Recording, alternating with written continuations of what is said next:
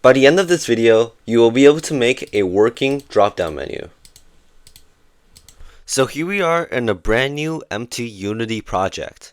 And the good thing about Unity is it actually comes with a lot of presets for a lot of UI elements, such as the drop-down menu. So all you want to do is come over to this right side on the hierarchy here, click this plus button, go down to UI, and select Dropdown Text Mesh Pro. Now after you've done that, there'll be this window that prompts you to download TMP Essentials. TMP stands for Text Mesh Pro, which is the system that loads the text for the drop-down menu and any other text and any other UI elements. If you didn't understand that, that's not important. Just click Import TMP Essentials.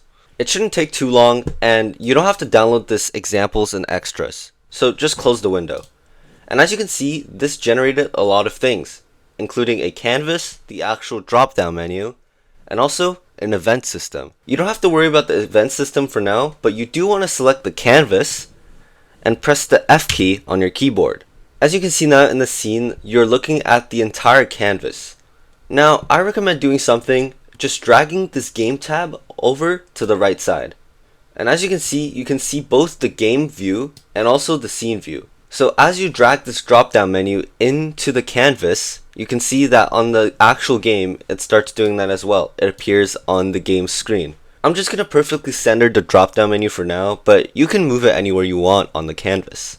And as you can see, if you come over to the right side of the inspector here, you can actually scroll down and go into this drop-down Text Mesh Pro component. And if you scroll down even more, you can see that you can customize the options for the drop-down menu. As you can see, there's option A, option B, option C. We can even add more options or delete options. If we run the game here, we can actually see that the drop-down menu already works. So you can just select this and click option B and option C. But the thing is, this actually doesn't do anything right now. So to actually make this drop-down menu functional, we'll unfortunately have to create a script. I know, it's not the most fun thing to do. But before we create a script, we also want to add a text on top of the drop-down menu to indicate the option that we're selecting, to indicate that this drop-down menu actually works. So just right-click on the canvas again. You can right-click on it, select UI once again, and this time go to Text and Text Mesh Pro. This text will also appear in the canvas. You can just drag it slightly above the drop-down menu. You can just resize the text box as you wish, and also I like to center it. Now within the text box, just enter current option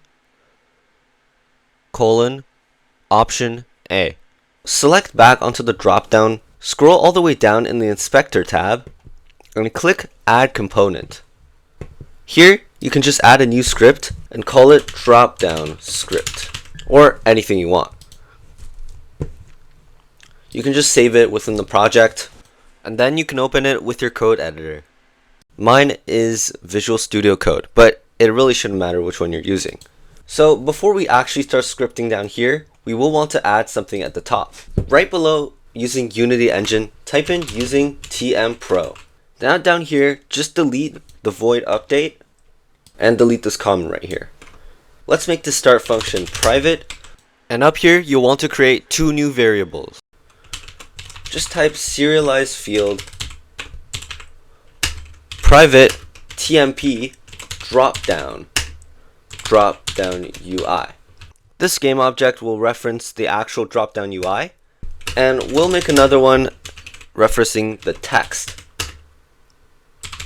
and we'll call it display text or anything you want. Now in the start void, just follow me. We're gonna type dropdown UI dot on value changed dot add listener. Now before we finish this, we're gonna go down and create a new function. Call it private void on dropdown value changed, and then inside the brackets type int index. We'll explain what all of this does later. Now go back into this add listener and put the function in on dropdown value changed. So basically what this does is it creates a listener for whenever the dropdown UI's value changes, and when that happens, this will run this private function. So whatever code is in here will run whenever the dropdown's value changes. Now this is useful, but we also need to know what the actual value of the dropdown menu is. Now this is actually pretty simple to do. we can just check if the dropdown UI's value equals to 0, and if it is, we can change the display text text.text equals to current option A. Now, if you don't know why this value is 0, most of the time Unity actually starts counting from 0. Let me explain. So go back to the dropdown. As you can see, these are the three options. Option A actually has an index of 0. Option B has an index of 1, and option C has an index of 2. So that's just something confusing that you'll have to keep in mind for now. So now you can just copy paste this code a few times down here and just change the value to whatever you want. Like this. Now just save the script and go back into Unity. Just let it compile the scripts first. And now when you go back and select the dropdown UI game object and scroll all the way down, you can see that the script actually contains 2 slots for a dropdown UI and also a display text. So for the dropdown UI, you'll just want to drag this object, the dropdown object, into the dropdown UI. And for the display text, just drag the text object into the display text. Now, once you run the project,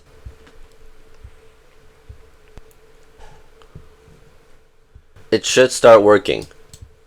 As you can see, now this text follows whatever this is. Well done! We've made a working drop-down menu. But the thing is, this code is very inefficient. We could do a lot better than this. Instead of checking for every single individual value, we could do a much easier way that I will show you right now. Just delete all of this. Don't worry, the method we're about to use is much easier. Here, follow me. Display text.text. Set that to current option, and then this plus dropdown UI dot options square bracket index dot text. So basically what this does is, instead of actually checking the ID of the dropdown menu's currently selected option, this one just sets it to whatever the name of the option selected is into the box. So you can create as many options in the dropdown menu as you want, and this code will still work. You won't have to change it at all. Let's check it out.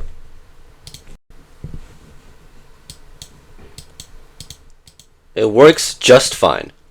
And the best part about this method is, go into the drop-down menu, add an option D.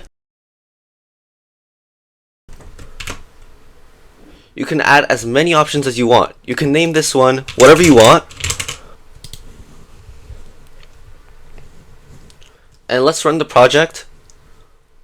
All of these options will work.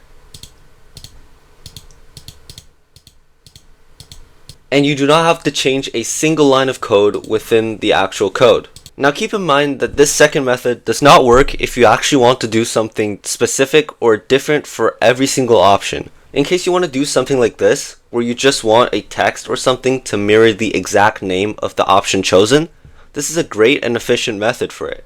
So now you know how to make a drop-down menu in Unity. I hope you found this helpful, and thanks for watching.